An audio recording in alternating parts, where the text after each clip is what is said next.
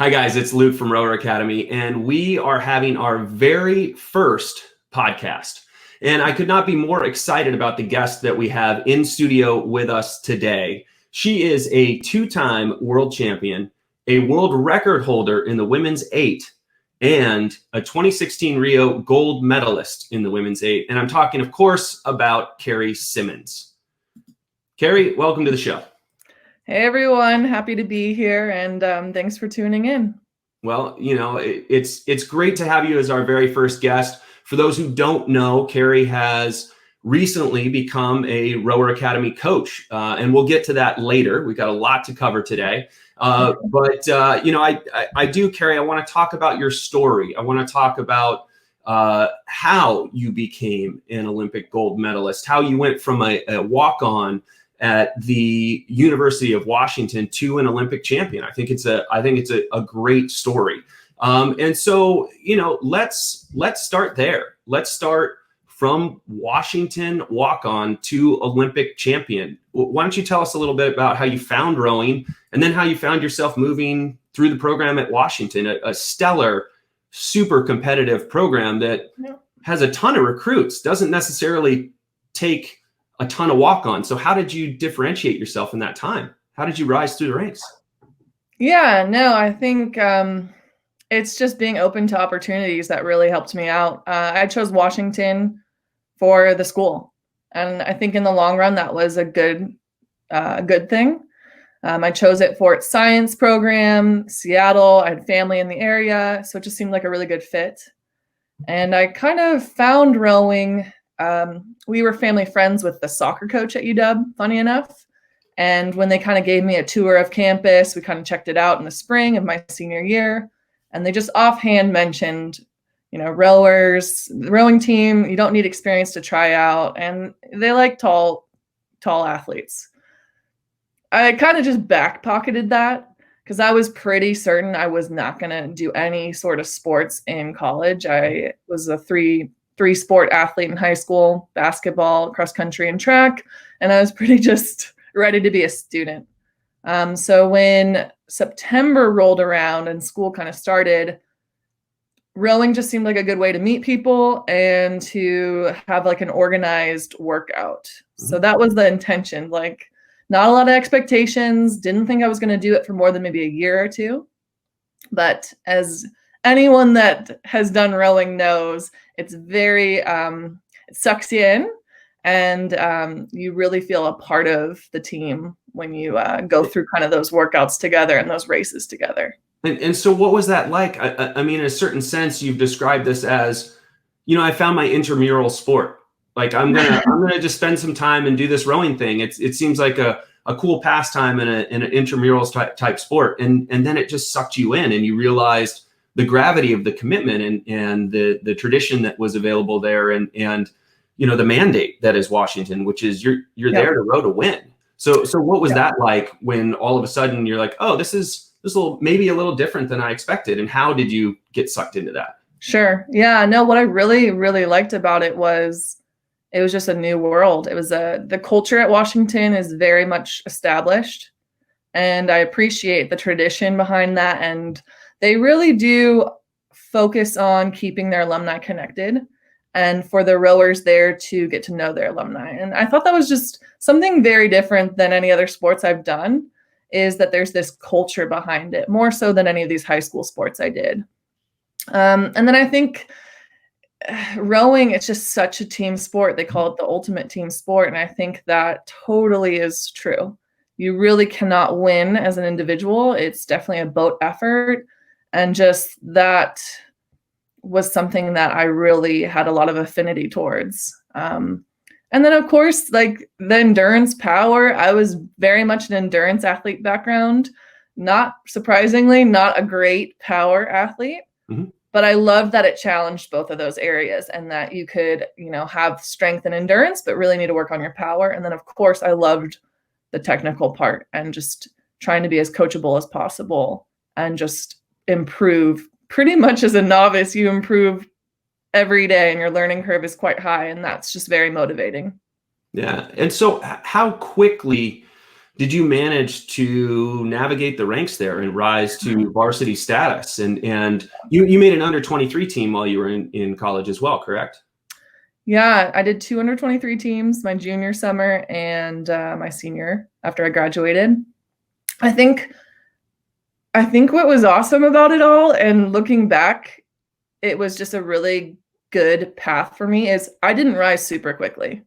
I did my novice year, sort of figured it out, definitely caught a few krebs. The San Diego Crew Classic was my first, debut race. And so it was all just kind of like feeling it out, pulling hard and having, some fun with it. Sophomore year was definitely, the first year on varsity, right? So we had our novice year with our novice team and then varsity for my other 3 years. That was much more like more work, definitely more intensity, more competition for seats. And that was when I think I became just way more competitive and really start to take some risks, because I think I was definitely an athlete that, I wanted to feel this out before I want to complete a few tests before I really go for it. I'm not a fly and die approach. And I think that kind of having that ladder step in my career from going from novice, JV, sophomore year, varsity, and then finishing as team captain, it was just a really good progression for me, and it allowed me not to get burnt out absolutely quickly, right? So I'm grateful for that. Yeah. So you took more of a methodical approach. I mean, you obviously as a novice, you come in and you're wide-eyed and you're drinking from a fire hose trying to figure out what rowing is.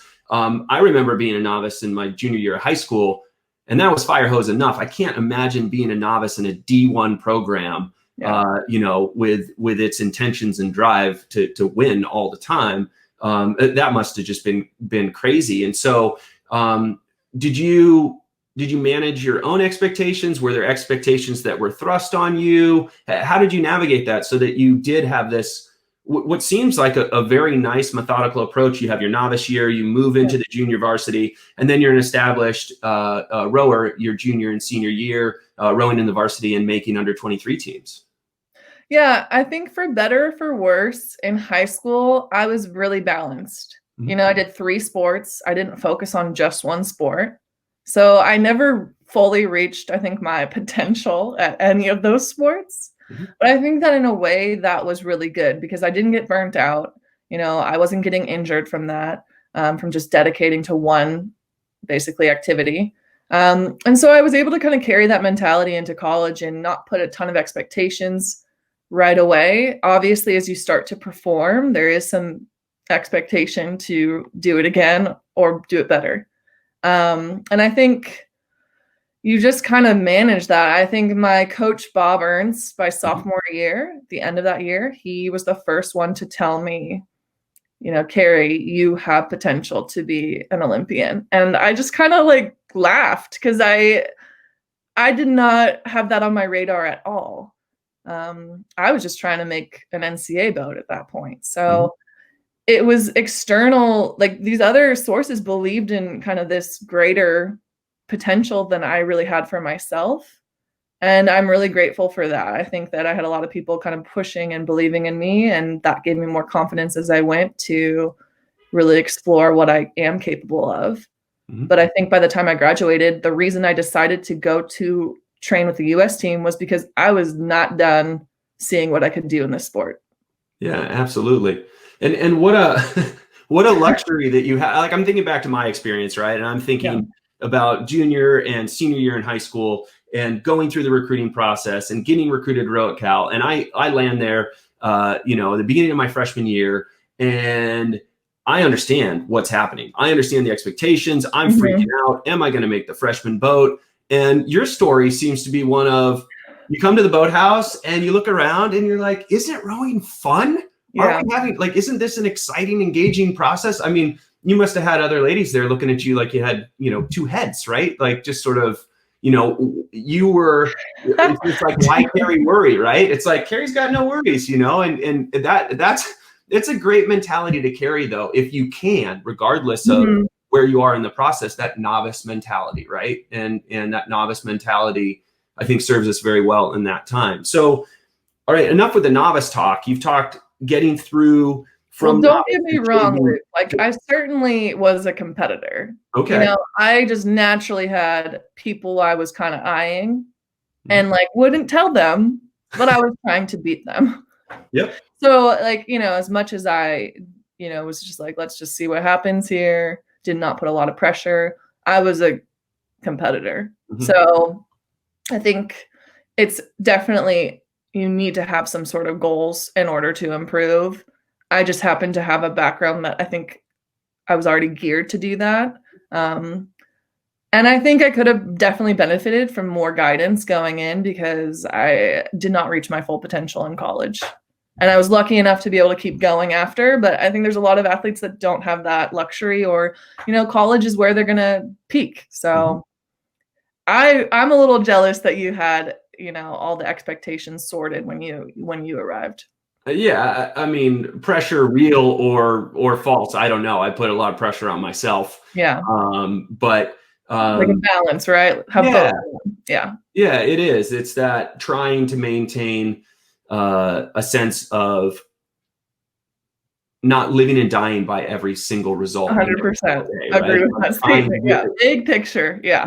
It's hard to do though. It's hard to do when you're in the midst of the training and you have so many competitive people around you. So, fantastic story at Washington from walk on to under 23, right? You've got your taste of the national team and you graduate. So let's spend a little time now talking about the national team.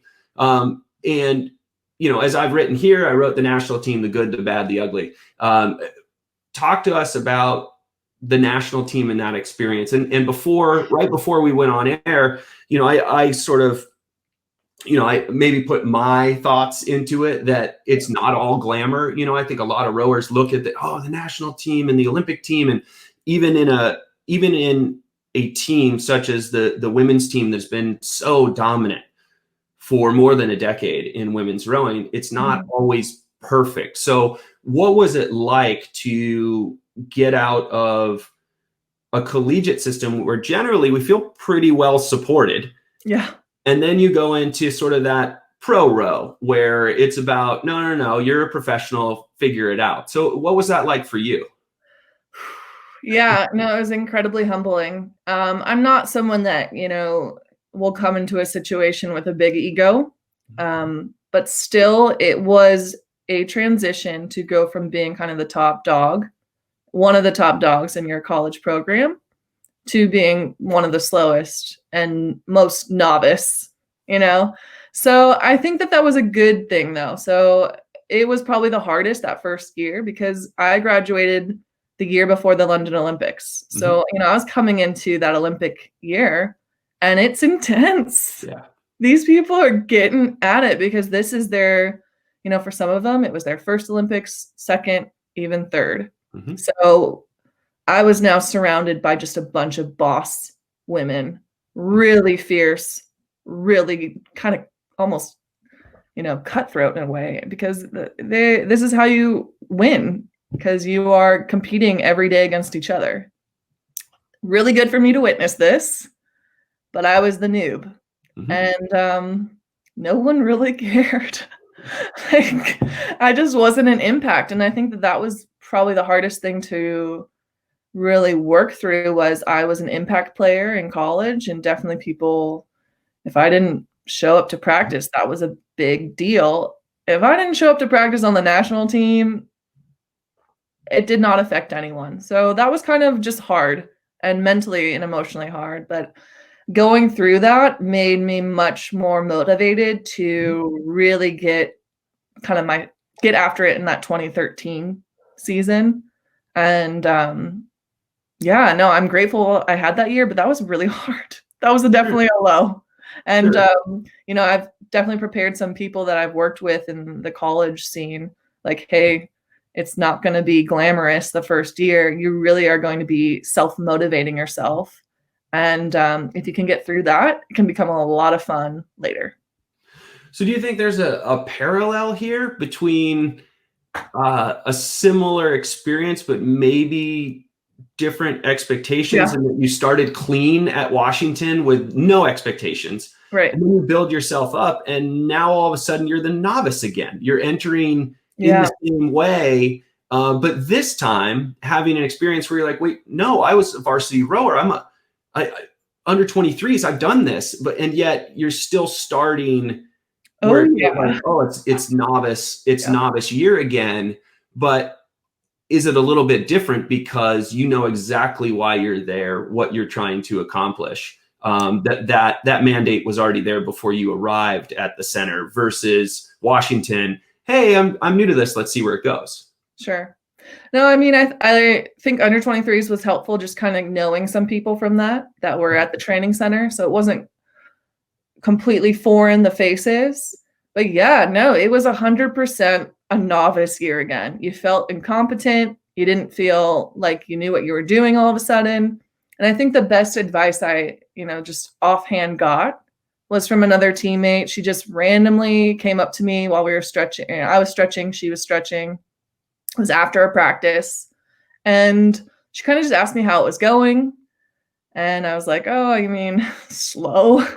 Kind of just like rattled off my splits. I don't know, because why wouldn't you? Mm-hmm. And, she's like, wow, that's actually faster than I was in my first year. And it just kind of clicked for me that we all start somewhere. Mm-hmm. Like, all these women I was seeing, just incredible talents. They all were in my place at one point or another. And I think that was just really good for me to be like, you know what, if you put in the time and the work, you can get there too. It's not out of my reach. So yeah, novice year, definitely. And I think that being in touch with that a couple times in my life has given me confidence to do it again now in a different kind of career path. Sure. Yeah, it makes sense. And so what sort of setbacks beyond being the noob, the new kid on the block, right? And trying to sort it out and figure it out and start over feel like you're starting over, but you're actually just starting something new. What kind of setbacks did you deal with, in racing or with injury or things along those lines that you had to navigate in your time at the training center? Yeah, no, I think you're always I think the major thing is we talked about it, trying to keep a big picture. I mean, this was now my full-time job. It was hard not to kind of be obsessive about it. And I certainly had teammates that were probably a bit more obsessive, and that can be a little bit hard to be around, Sure. So I think just trying to be patient, trust the process. I know that's kind of a cliche saying, but it's very true in my experience. But a major kind of point of a setback was when I got my rib fracture, and it happened to be in the Olympic year. Mm-hmm. And it was about 2 months before we were going to start selection. So we have that national selection regatta, the NSR, and we do that in pairs, and that's a big deal. That is like the start of the coaches starting to weed out who they want to look at for, the Olympic team. Right. So to get injured 2 months before and know that you're going to be out for at least 4 to 5 weeks, and then have a period where you're going to have to learn how to trust your body and go through just, easing into training was really tough mentally. My teammates definitely got me through it, but it was hard not to be around them for sessions because I was on the bike every day, twice a day. And it was really hard to stay motivated. And I just kept being like, this is the last year for me at the time, and I gotta give it all I can. And the goal was to just get fitter on the bike, use the bike as a tool to just get fitter.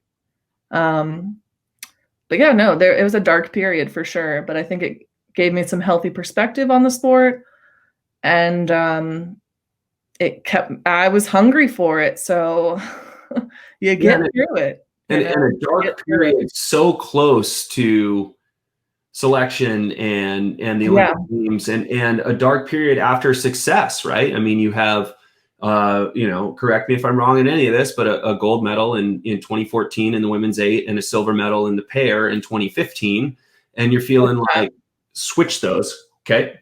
Yeah. What is that? Willy Wonka, strike that, reverse it. Yeah, 2014 I was in the pair, got silver, right? Yep. 2015, that was a kind of complicated year. Okay. But I ended up being in the 8 for world championships and we won. Yeah. Mm-hmm. And so then you're okay. So things are going well by anyone's standards. Things are going well. Yeah. Things are going well. Yeah. And now you find yourself in this position. And so how did you come out the other side of that and start to work your way back into selection? When did the rib say, fine, let's go? Like when did your body just decide, okay, we're ready, let's do this? And gosh. So it was just the fall was kind of horrible. That 2015 fall, in the sense I had some shoulder instability. I should have taken some time off and I didn't, because it was the Olympic year. So I think big picture thinking, I should have been smarter about that. I got kind of frustrated. I just felt like I couldn't have any continuous training that fall. And I just ended up at the one point pushing through stuff. Mm-hmm. And that's when the rib thing happened. So it was definitely like a conscious decision and I paid the consequences. So that was a hole that I got myself into. And it did feel metaphorically like I was just like clawing out of this hole the whole winter, spring. And just a series of events of like, I had a pair partner, Megan Calmo. We did well in 2014. We did well in 2015 as well. And she had my back. She was willing to partner up with me for that NSR, knowing I had missed rowing for like 2 months. So it started getting back into rowing, started with just the single. And then eventually I got to earn my way back to rowing in the pair. And then she chose me, or we chose each other to row the NSR. So, real quickly, just how coaches do select boats, but a lot of times those selections come off the back of rowers selecting one another, right? And what I mean by that is we all remember who we loved rowing with. And consequently, those boats usually went well. And consequently, those turned out to be the pairings in an 8 and the pairings at the NSRs and things like that. So what a testament to how, at least one and probably more of your teammates felt about your abilities and their intention and interest in partnering with you to continue to move forward and to see you as an integral part of that team. Yeah. No, I mean, I think yes, I agree with that statement. And I think the coaches were able to back our decision because we had success in the prior part of that cycle. But certainly it was not always like, I want to row with this person. And the coaches were like, cool. It was definitely, there was a system. Of course. It was very much related to the erg. Yeah. If you had a choice, you were good on the erg. No, I'm not suggesting there isn't a system and it's just jungle rules and everybody sort of self-selects. But could you imagine? It's just dating basically now. They just figure it out. Sometimes, right? Is that Tom's secret? He just looks at everyone and says, just figure it out. And then no, figure it out. No. I'm just joking. Watching that was a joke, just a joke. So, so you get through that, right? You've gone through your novice trial by fire again. You're a novice again. You're figuring it out. You're trying to improve your fitness. Your fitness starts coming on. Your scores are coming on. You're getting results in 2014 and 15. And then you go through this really dark period in the fall of 15 and into 16. But you navigate it, and you navigate it successfully, and you're selected to be part of the women's 8. What was that selection like? And if we talk about expectations, I don't mean go through the selection process. Yeah, no. I mean, what is it like to be selected for a team that was already an established dynasty, and all expectations are, if you're in this 8, you're there to win? What is that like to wear that, to shoulder that responsibility? So there's a 2-part question, it feels. And we talk about it. I just get like nervous again, and excited, but kind of those feelings. So just to speak to the selection there, like it was a kind of long process. We had, Lucerne, which was part of it, which is a World Cup that we did. And then we went home and we did more selection for the boats. that selection process was certainly not the most physically demanding. And I was lucky that I got seat raced a ton in 2013. I did a lot of the pairs racing in 2014. So, it came down to us seat racing in the 8. And I did it with another person, which is kind of always interesting. Mm-hmm. And it was more just emotionally and just mentally, like, it's crazy to have that feeling of this whole 5 years of training is coming down to this one race. And I get like really nervous just talking about it. That's really intense. So I think just handling the intensity was the hardest part. There was definitely some nights that I like felt I was so close to getting it, and I could barely sleep. So just trying to manage the nerves, the excitement, and take it one day at a time. And then I would say probably the best feeling was when I got named to that team. I would almost put it as a greater feeling than winning. Wow. Because that team was so deep and competitive, and it was just, there were so many emotions because you're competing against your friends, right? These people quite intimately. You've trained with them for many seasons, day after day. You get to know these people, and now you have to race them for this seat. And that at the end of it, one of you is going to get it.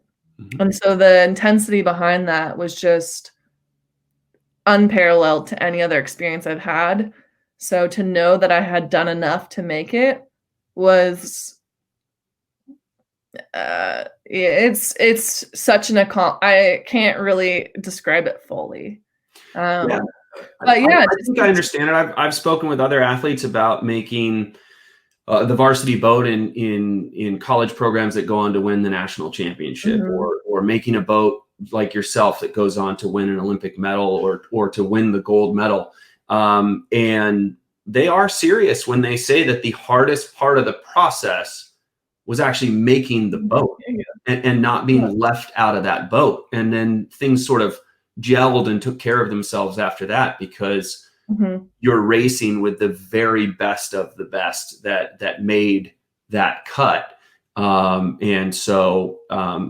think that makes sense to me. That resonates with me. It's a weird statement to hear, and it's probably weird for you to say that, like, you would put that moment potentially ahead of winning the gold medal, right? Yeah, at that point. So like now we could kind of have some fun. We were a boat. We could create now a boat identity around it. Mm-hmm. We had complete trust because we all felt we had earned that seat. And I was the last person to seat, I was one of the last 2 people to seat race in. So I it was just like, I really felt like, okay, cool. Now I feel like I did earn this seat. And now we can just kind of race and have some fun and really show and represent how dominant this training center group is, not just this boat, right? Winning the Olympic medal, I don't know if we want to talk about that yet, but that was just a celebration essentially of like all of this work we put in. Yeah. And I think this is a good jump off point to talk about that Olympic final, the culmination of your rowing career to this point, right? Yeah. The walking on to Washington, navigating through the ranks there, making varsity squads, rowing on the under 23 team, starting over in a certain sense as the new kid when it came to the national team, having success, and then going through this dark period with your rib, going through the trials and tribulations of actually making that boat like we just talked about. And here you are, you and your teammates with 500 meters to go, leading the Olympic final. What, other than don't catch a crab or do my job, what else, or is there anything going through your mind other than complete this task? Was there any moment that you allowed yourself on that race course to think, this is happening right now, this is about to happen? Yeah, no, I mean, I think the 2K is kind of long enough that you're able to have some moments to think about what's happening. Yeah. It's so funny you mentioned that, Luke. I totally had a full circle moment and it was awesome. So, you're at the starting line in Rio, and that course was beautiful because at the start line, you can see Christ the Redeemer statue. And it was just like pretty epic starting line. And I just remember thinking, I was just so grateful to be here because there was a lot of rumors and there's a foundation for these rumors about the water quality, people getting sick, Zika. So there's just there's a lot going on. We were all healthy on that race at that starting line was just kind of an accomplishment in its own. So feeling grateful. And I remember thinking, I really, really hope I don't catch a crab, which is essentially the same thought I had at the San Diego Crew Classic, that novice year at Washington. Yeah. So, because I'd caught a few crabs in the week prior to that regatta. And so it's just like, wow, what a full circle moment I'm having. So in the fourth 500, we had made our kind of big move in that third 500. And yeah, you just think, this is it. It's ours to lose. And I could kind of see some crews coming up on us now. And we were just kind of waiting for those calls from, our coxswain Caitlin, like, okay, we're ready to just seal the deal on this. You're just going to throw everything you have on it. And in the 8, you kind of can do that with a little bit. It can get a little ugly and still move the boat. Right. So yeah, you're thinking all the things that rowers know, like, where's the finish line? You hear the crowd. It's got to be soon. And I actually didn't hear the beep. We just kind of noticed that Caitlin put her hands in the water. Yeah. So check out the YouTube link. Yeah. Race. You can see she gets some pretty good drag with her hands. It's epic. Yeah. Then I knew, okay, because we took probably a couple strokes past the line. And I think you're never going to forgive her for that. You'll never forget. You'll never forgive that you took extra strokes across the line. What's that? You'll never forgive those extra strokes across the line. I will know. Honestly, we had those strokes in us, whatever. But yeah, a huge feeling of relief crossing that line, like, because there was a lot of pressure for us to continue kind of this legacy and to be able to execute our plan. And no one caught a crab. I didn't catch a crab. No one else caught a crab. It was just, we did it. So it was just really a lot of joy, a lot of relief. And so what was that like afterwards on the medal stand with your teammates and doing the media tour? And, what was that like? Not from I guess the question I'm asking is we all think it's great and it's cool, the media and this and the attention and all that, but I'd like to get more into what was it for you and your teammates? Like, what was that experience as your unit, right? Like you were saying, the boat identity that you created after you were all selected. What was that like? And the reason I ask is I remember, I just remember the way that the guys were in 2004 after they'd won their medal. And it was such a personal thing for that group. And it was so, they were so tight knit and they were such a special group, as I imagine any 8 that wins a gold medal is and has to be for that matter. But the celebration was so inward, it felt like, for that group. It wasn't some big outward thing. It sort of look at us. It was about all of them coming together and feeling what they'd accomplished. And that's just as an outsider looking in. So I'm curious what your experience was like. Yeah, no, I think it was just a really amazing way to end that cycle. And it was always, I say it now still, that was like the best team. Because it wasn't, for us, it wasn't about that one boat. It was definitely about all of the whole team at the Olympics, the team that didn't go, the team that was, the women that stayed home. And we really wanted to not just represent the women that came before us, right? And we really built off of their legacy. And I'm not just talking about the crews that won. We had in mind, the crews that came before us and, 1984, 2000. So it's just, there was a lot of, it was a bigger than just our boat. That was kind of always what we kept in mind. And so, and I think we were really professional about it always. So yeah, it's different, right? So we came kind of like as the top dogs, the people to beat. We were expected to win. And so to deliver on that was just amazing. And as far as celebration goes, I think it was like not pretty. It's classic rowing. It was appropriate, humble, and we always wanted to make sure that people knew it was not about the 8 of us, and there was people that probably could have been in our seats and done, a similar result. Mm-hmm. Yeah. Yeah, that makes sense. And I understand you have your medal here because I asked you if you would have it, and maybe you could show the camera. Yeah, no, I mean, now that we talked about it, this is definitely just a little bit of, it's gold, so it's kind of has like a glare to it. It's just so heavy. It's just so heavy. Right? It is. That was like the first thing. I think the bow seat got her medal first.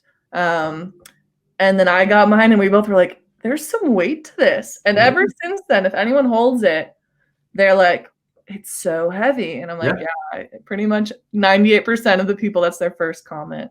So. And Anita de France handed out your medals. Is that correct? Yeah. What a cool moment for me. Because, I think what's great, and any young people listening to this, know who came before you. It's an amazing part of the tradition around our sport. And I think that it only enriches the experience if you know the people that kind of paved the way for you. And Anita de France is one of those people. And so to receive my medal from her was really, really cool. I'm getting actually kind of like goosebumps. Yeah, I could only imagine what that moment's like. So, so you win a gold medal in Rio. You perpetuate the legacy and the dynasty that is the women's 8. And then what? It's that then what, right? It's that moment of, do I go back and do this again for 4 years? Am I going to do something else?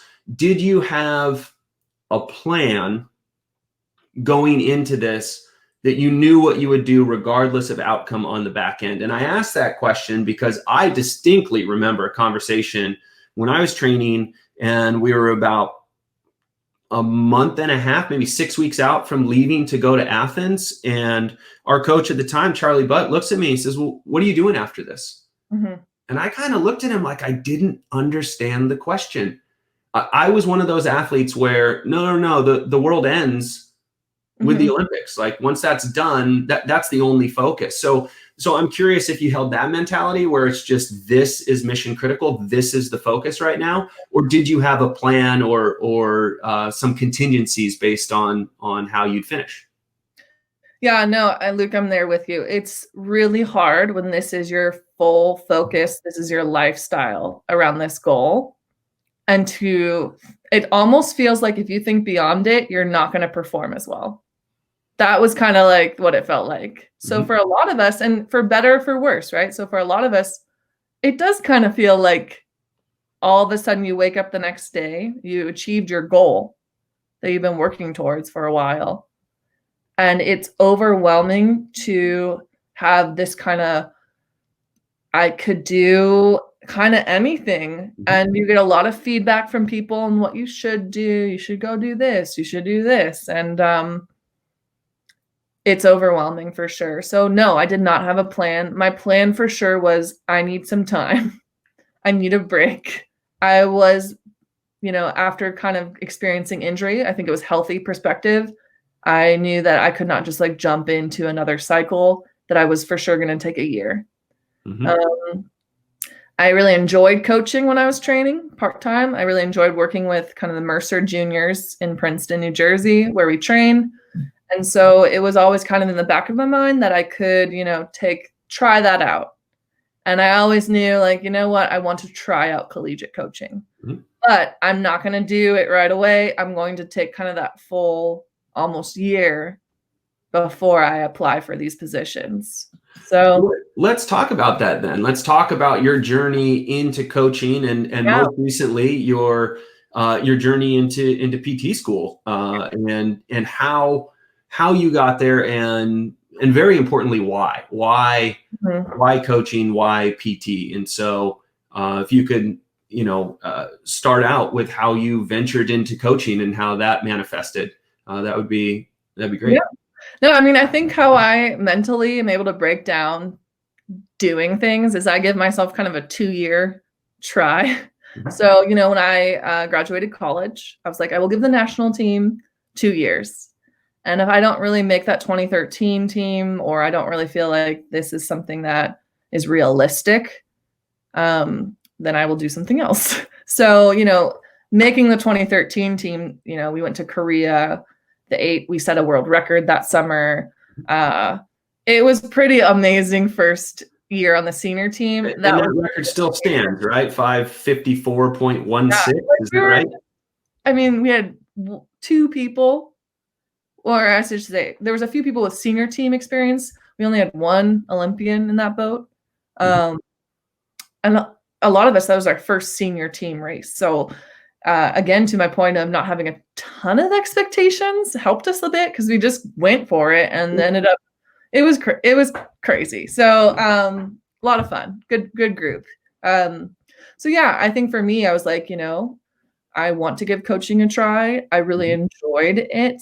I love working with people, especially young people. I just find that their learning curve is really steep, and I like working with people that want to get better at our sport. So having that experience of coaching high school while I was rowing with the US team helped me make that decision to try coaching. So I knew I wanted to do collegiate women, wanted to see what that was about. And, the motivation was I want to help empower kind of the younger generation of rowers and work with these, relate my experience to these women. So I became a coach at Oregon State, and I was in charge of the walk-on group, which was an amazing full circle experience. I really enjoyed working with those athletes because they are truly novices, and to see the growth from fall to spring is just like, you feel like such a proud, quote, parent in a way, to see how much these athletes can improve.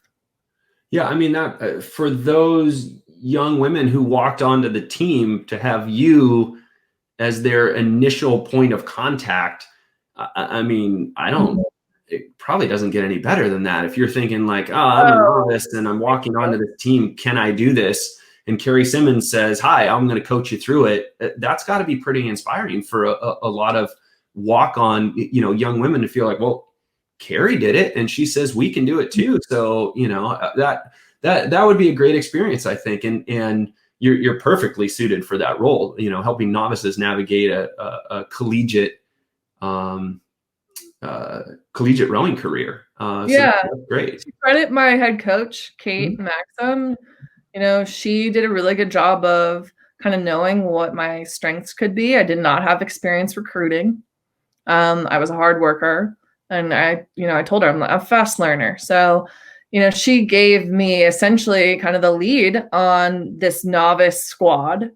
So, and kind of just trusted me, like, here you go, make it, see what you can do. And that was really just a good experience to kind of manage a team within a team, have the guidance of someone that has the experience of coaching college, but then be able to kind of do my own training plan and,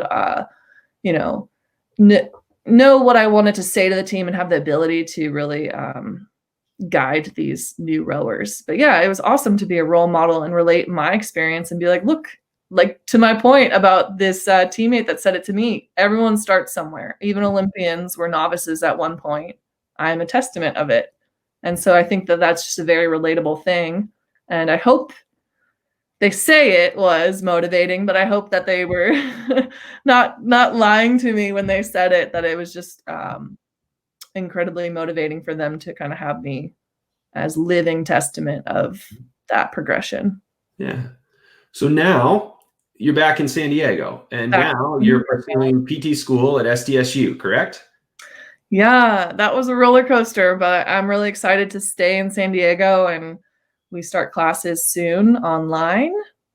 So, yeah, finally kind of settled after a year of transition. Sure. And in that settling, or, I mean, you haven't maybe the word settled isn't the right, but you've chosen the path, not settling for the path, right? I was like, wait, I need to be careful how I'm in a place now. Yeah. So you are in San Diego, you are pursuing this degree. Mm-hmm. Do you think your own athletic experience and perhaps that really dark time that we talked about in the fall of 15 leading into 16, does that have something to do with your interest in going into physical therapy?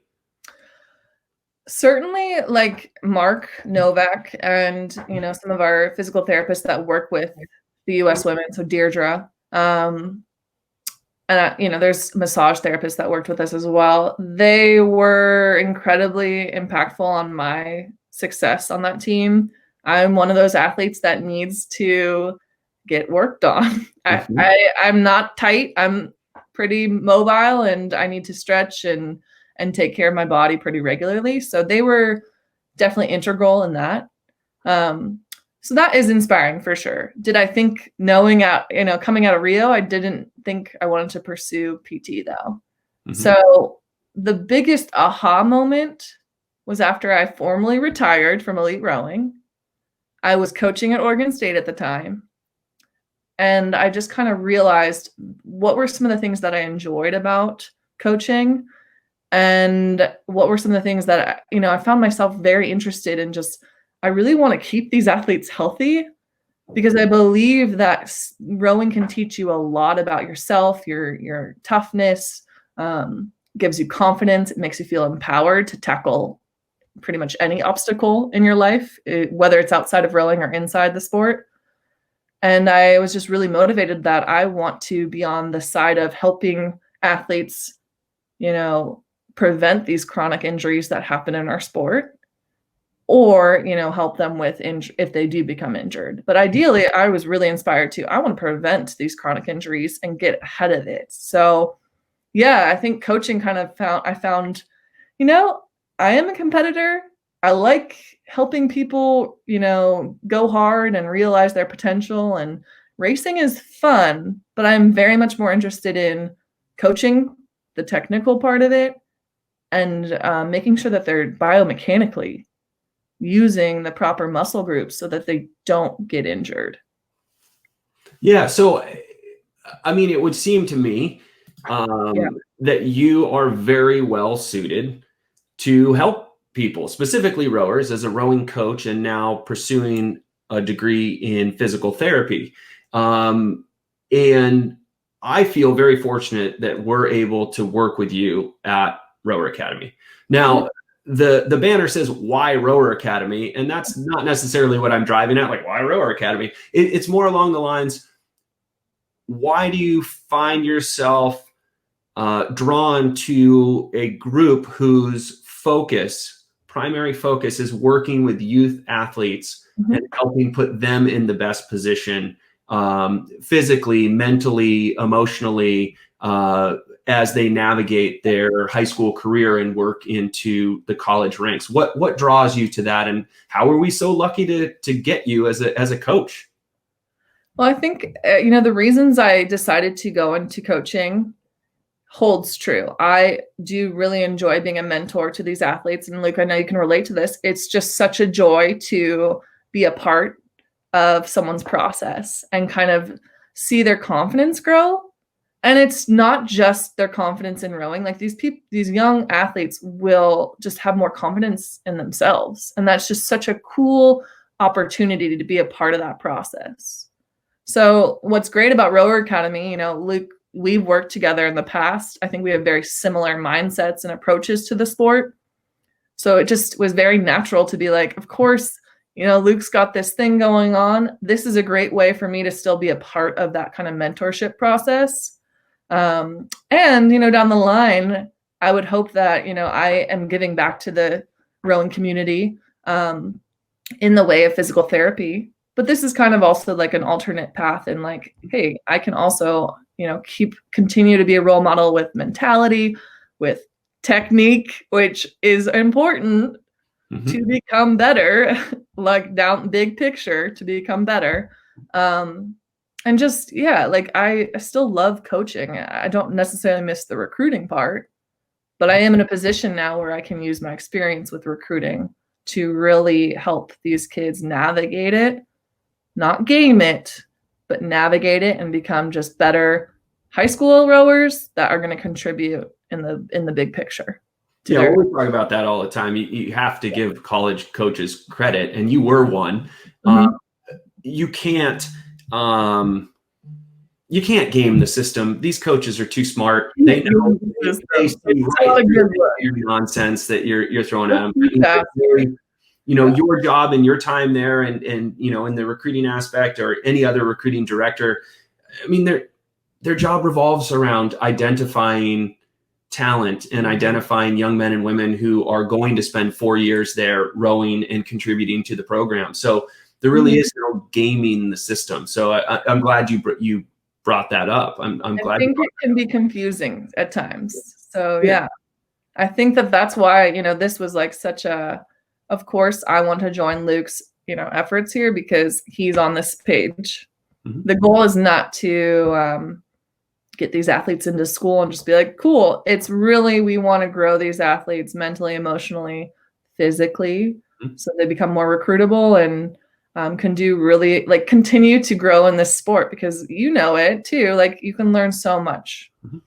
And I think also, because all of us were so inspired in our early days, if there's a way that we can relate that experience so that it inspires other young rowers, then I think that is key. You spoke to the idea of being a role model, and we all had them when we were growing up. I remember being on the tarmac of the San Diego Rowing Club in 1996, and a bunch of the guys came up from the training center and gave us the, if you stick with us, you too can make the Olympic team, and this is right before Atlanta. And, one of those guys was Jeff Klepacki. And I've never told him the story. We're going to tell it on air, first time ever. So he was one of the guys who was there. And, I think Fred Hohenbein might have been there. I think Bob Kaler might have been there, but I do remember that Jeff was there. And I remember in 1999, I was at the Pan American Games camp, and I'm a sophomore. I'm 19 years old. And I think Garrett Miller was having some issues, so he wasn't sitting in the 7th seat of that amazing 8. Okay. And so Tatey just plopped me into 7th seat right in front of Jeff. And it took every ounce of my being not to turn around and be the nerd that was like, you were right, I did it, because I'm so wide-eyed thinking I'm getting a real shot here. I'm not getting a real shot. But I was like, I'm in a boat with someone who was so iconic when I was a young rower. And to your point, in your experience at Washington and the national team, you start to realize I can do this too. I'm putting in the work. These men and women are better than me right now, but I can put in the work and I can get there. And we've seen that in your story, both at Washington and the national team. And for anyone who's done it, gone to the Olympics, won a medal, won a gold medal, everybody starts somewhere, and they start with that kind of aha moment, I think. And so I really do think that I'm very excited that you share that mentality, and that what we're working towards is helping as many young women and young men as possible have that aha moment that I could get recruited to row in college. Maybe I could row on a national team, and I tell that story, kind of joking about being a fresh-faced kid in 96 looking at these, rowing icons. But it is, in a lot of ways, there's a lot of truth to it in terms of those guys were they were at a level I couldn't possibly comprehend. And 3 years later, 2.5 years later, I'm sitting in a boat, rowing with those guys. Granted, it was one practice. I wasn't rowing very well because I was super nervous. Tatey was all over me, and that was the end of it. That was my experience, that one and done in 99. But I'll never forget it. So, all right, enough about me. Back to you. So we think we've got a great thing here with you involved with Rower Academy. So, I'm just going to go ahead and flash up your email because, I'm sure there are young athletes here that would be very interested in getting in touch with you and finding out how you can become part of their journey and what they can learn from you. So for anyone watching, there it is, Kerry at roweracademy.com. Super easy to remember. please reach out to her. She is such an amazing asset, and she is eager to work with young athletes and help them move along, as we all are here at Rower Academy. So that's Kerry's email, Kerry at Rower Academy, and then also our website at roweracademy.com. You can email us. We have contact pages. All of the services are listed there. It kind of goes on and on. Thank you everyone for tuning in. And Kerry, especially thank you for your time. I really enjoyed this. It was great. I think it's fantastic that you were our first guest at the Rower Academy, podcast, or whatever we're going to call this thing. I don't know. I called it a podcast. Is it a streaming event? I don't really know. I just know this was a good interview. I'm glad we've had it. For anyone out there, if you're not ready to reach out to us directly, be sure to subscribe to our YouTube channel. We're on Instagram as well at Rower Academy. So follow along, see what we're up to. And if at any point you think that we might be able to contribute to your rowing experience, please let us know, because we'd really like that opportunity. So again, thanks to everyone for tuning in, and come back soon. There will be more.